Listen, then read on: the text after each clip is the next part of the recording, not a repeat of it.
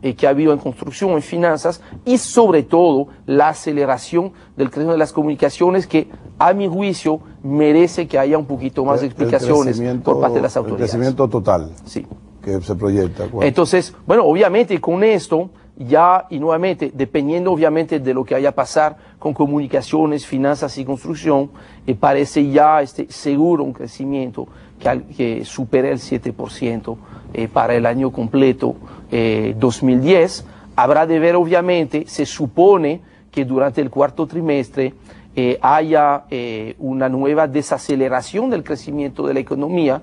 Un buen ejemplo de esto es el incremento ya que se está notando en las tasas de interés, y sabemos que automáticamente al subir la tasa de interés se frena un poquito la economía, pero crecimiento va a haber porque hay una reserva de crecimiento en construcción, la hay en el caso del sector financiero, y en el caso del sector de las telecomunicaciones. La verdad que yo no domino lo suficiente la aritmética de este sector, por eso que a mí me gusta ver cómo creció el resto de la economía sin las telecomunicaciones. Todavía en el último trimestre, en este tercer trimestre, creció un 4.6% contra un 7.2% durante el primer semestre. Este crecimiento me parece muy razonable.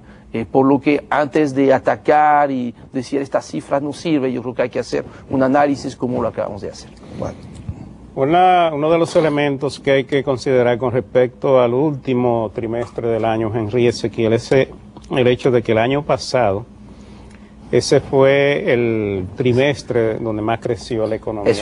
Tienes razón, es un muy buen punto. En que más creció la economía. Entonces, cuando tú vas a comparar el último trimestre de 3 años con el último trimestre del año pasado, tienes que tomar en cuenta que la base es diferente a lo que ocurrió con los otros trimestres del año, y entonces vamos a tener ahí una situación en la que tal vez se note más esa comparación, y entonces ahí se pueda reflejar un poco menos de crecimiento por el hecho de que tú estás considerando un trimestre de alto crecimiento.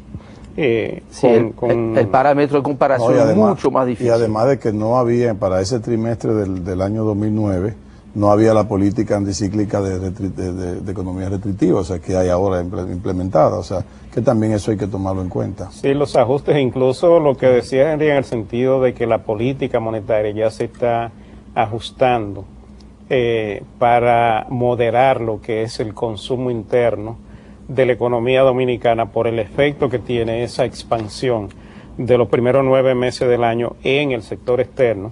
Entonces ya esto nos está indicando que lo que va a ser este último trimestre del año va a ser uno que nos va a nosotros dar muchos elementos para fines de analizar qué va a pasar y cómo se va a manejar esto, considerando que la política monetaria es una política preventiva por parte de las autoridades. Siempre se anticipa esta política monetaria para evitar que haya un impacto mayor o una situación más difícil. Todo lo que ha pasado durante este año con el financiamiento de la economía es un elemento también que hay que considerar, porque en unas condiciones como la que acostumbra a ocurrir en el caso de la economía dominicana, cuando hay mucho crecimiento tenemos problemas en el sector externo por el impacto que eso tiene en las importaciones y en el resultado de la balanza comercial. Entonces, de ahí se derivan también situaciones que hay que considerar en términos de la cuenta financiera de la balanza de pago, de cómo financiar ese alto crecimiento, considerando que nuestras importaciones son mayores por mucho que las exportaciones, y entonces hay un déficit importante que no se compensa con el tema de las balanzas positivas que tenemos de turismo y de remesas, que por cierto este año tienen un comportamiento mucho más moderado. Sí, bueno que tú lo hayas dicho, porque en el caso de las importaciones, el tercer trimestre aislado, las importaciones crecieron, excluyendo el petróleo, un 40%, el tercer trimestre solo, lo cual te muestra que probablemente ya la economía estaba llegando a un punto que no era, vamos a decir, sostenible desde el punto de vista de balanza de pagos, sin crear otras tensiones, subir en tasa de interés, tasa de cambio o nivel de reserva que hemos visto algunos movimientos. Vamos a un corte y volvemos en el tercer semestre para aclarar un poquito de esto de los crecimientos del 40% en el trimestre aislado del año 2010.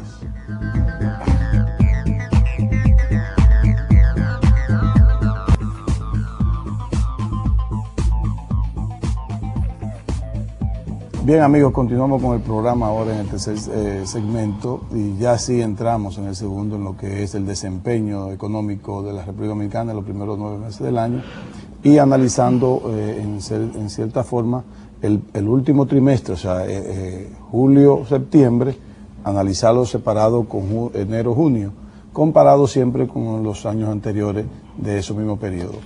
Y Henry terminó el segmento anterior diciendo que este trimestre aislado, julio-septiembre del año 2010, comparado con el trimestre del año 2009, donde Luis decía que ese ha sido un periodo de más alto crecimiento, Henry decía que era un 40%.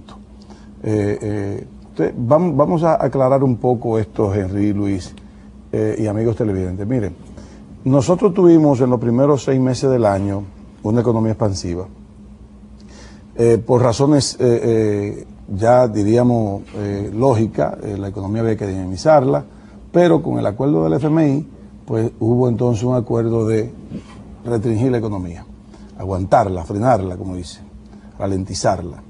Pero ¿qué sucede, Henry, Luis y amigos televidentes? Que los importadores, básicamente los importadores, tenían compromiso, o sea, vieron que había un buen ritmo de venta y hicieron, diríamos que pedidos por adelantado, planificados, que necesariamente tuvieron que aceptarlo, no pudieron cancelar. Esas importaciones se dieron ahí, están ahí. Y las ventas necesariamente, Luis, Henry, yo le apuesto a ustedes que van, cuando comparemos entonces octubre con diciembre, van a disminuir. Si lo vamos a comparar, y se lo estoy diciendo hoy, 29 de noviembre, vamos a chequear en enero del año que viene, como ustedes van a ver que el octubre-diciembre, en comparación con octubre-diciembre del 2009, va a haber una disminución obligatoria. No se dio ahora por lo que yo le acabo de decir, pero vamos a ver enero, nos falta un mes para eso, y yo le apuesto que va a haber un comportamiento diferente en términos de octubre-diciembre 2009, octubre-diciembre 2010. Eso es así, por lo que yo le acabo de decir. Bien, tal y como decíamos, este desempeño de la economía dominicana, muy elevado para lo que esperábamos en meses anteriores, tiene sus implicaciones en el sector externo de la balanza de pagos. Como ustedes saben, la economía dominicana es una economía muy abierta.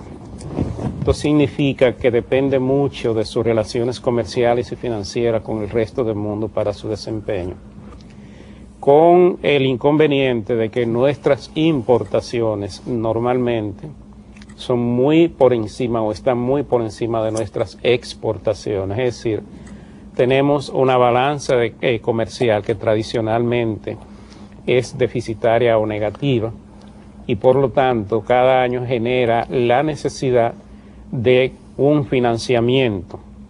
En el caso de este año, la balanza en cuenta corriente que recoge las informaciones de la balanza comercial del sector turístico o de la balanza de servicios, de la balanza de renta y de la balanza de remesas, que son las transacciones en cuenta corriente de la balanza de pago, terminó con un déficit de 3.169 millones de dólares durante estos primeros 9 meses.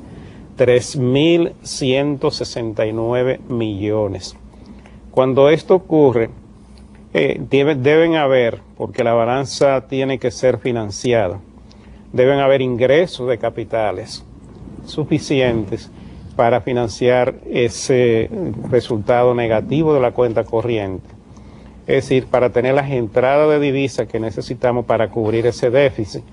Y esto se hace a través de importaciones de capitales, ya sea como endeudamiento o como inversión extranjera directa, de largo y de corto plazo.